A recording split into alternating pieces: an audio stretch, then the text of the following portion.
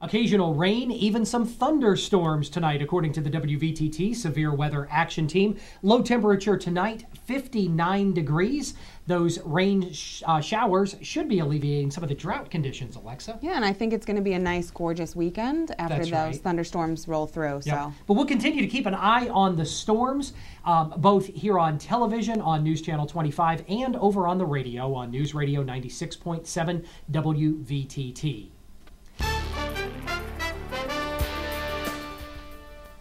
WVTT's top international story as Germany's parliament is recalled to vote on a 100 billion euro provision for Spain. Spaniards are protesting economic cuts in their country. This Spanish-American national says he spent 3 years trying to find a job since graduating from university. Now he plans to move to the United States to find work.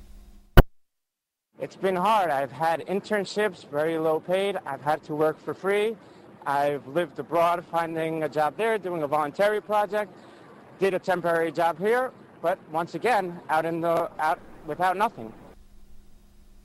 He says he's attending the economic protests because the cuts in Spain are too extreme. it was perhaps the most serious blow struck against the regime of President Bashar al-Assad since the beginning of the war in Syria. 3 key members of his inner circle killed in a blast at the headquarters of the security forces in Damascus. CNN's Ivan Watson has more.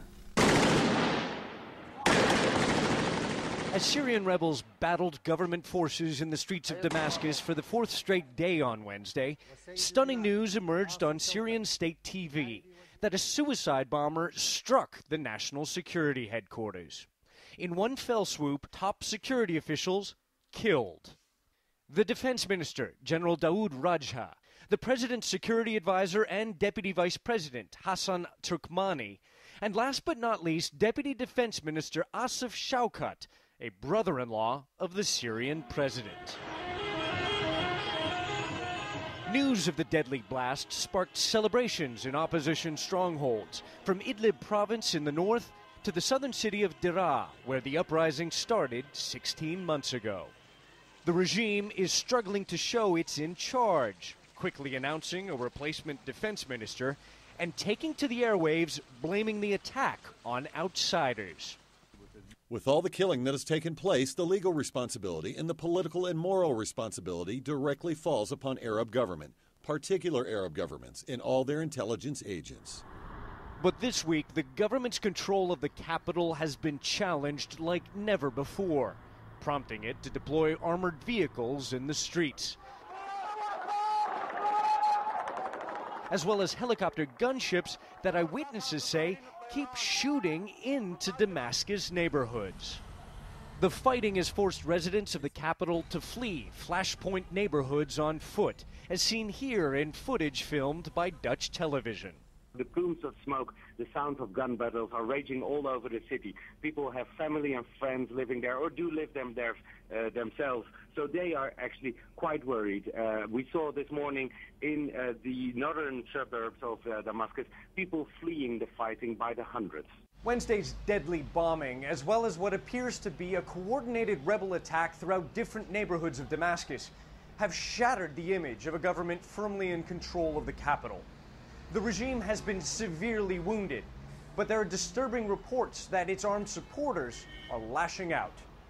Eyewitnesses have described the much-feared pro-government militia called the Shabiha patrolling the streets of one Sunni Muslim neighborhood called Bab Musalla, killing anyone they meet with guns and knives.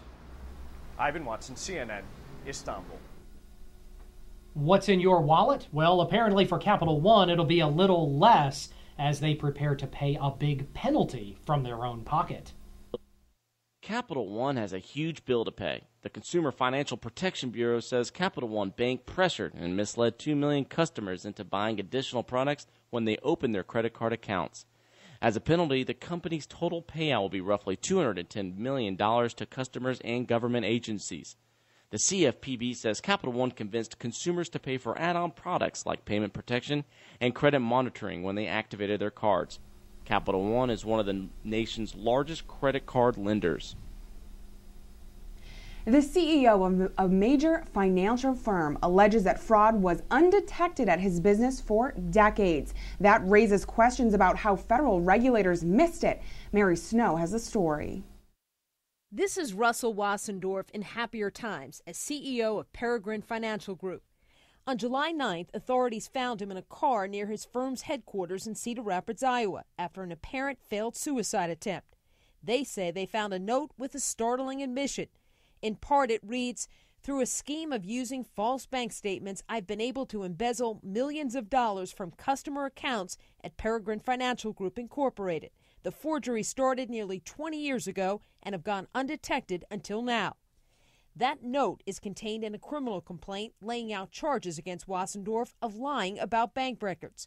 Regulators estimate more than $200 million is missing. Now, a team is trying to recover that money.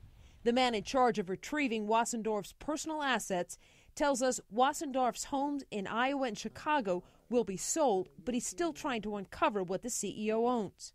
As I start learning more about the man, it seems like he enjoyed some of the finer things, like having private jets available to him and having a nice wine collection. We also understand that there's a couple of vintage cars that we're trying to determine whether or not he owns or are owned by third parties. The Wall Street Journal reports that Wassendorf also wrote in the note that deceiving regulators was, quote, relatively simple. Peregrine is a futures trading company. It's regulated by some of the same bodies that had oversight of the now bankrupt MF Global, where more than $1 billion in customer funds went missing. Democratic Senator Tom Harkin of Iowa, home state of Peregrine Financial, says the problem is too much self-regulation. I don't know if I'm more astounded or more angry, because I've been here long enough to see the erosion, the taking away of effective government oversight over our financial institutions in this country. And it has created a debacle in this country. It's eroded people's trust and confidence. The National Futures Association, the self-regulatory organization for the futures industry, declined comment on Wassendorf's reported confession. The chairman of the Commodities Future Trading Commission told a Senate panel Tuesday his agency lacks resources. We're only about 10% greater than we were 20 years ago, and the futures market alone are five-fold bigger.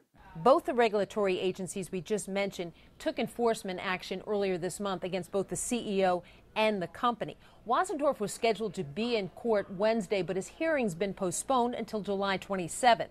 The public defender's office representing him declined comment. Mary Snow, CNN, New York. The man charged with second-degree murder in the shooting of Florida teen Trayvon Martin gave his first TV interview yesterday. Martin's supporters have suggested George Zimmerman, a neighborhood watch volunteer at the time, racially profiled Martin and are calling for his conviction. Ed Payne reports. I'm not a racist, and I'm not a murderer. George Zimmerman defended himself in an interview with Fox News host Sean Hannity Wednesday. Zimmerman, who's free on $1 million bond, says he acted in self-defense when he shot Trayvon Martin during a confrontation in Sanford in February. He told Hannity he had to shoot Martin when he went for his gun. He said, "You're gonna die tonight," and took one hand off of my mouth, and I felt it going down my chest towards my belt and my holster, and that's when I didn't have any more time. Zimmerman also apologized to Martin's family, but said he doesn't regret getting out of his car to follow Martin or having a gun that night. I am sorry that they buried their child. I can't imagine what it must feel like, and I pray for them daily. Is there anything you might do differently in retrospect now that time has passed a little bit? No, sir.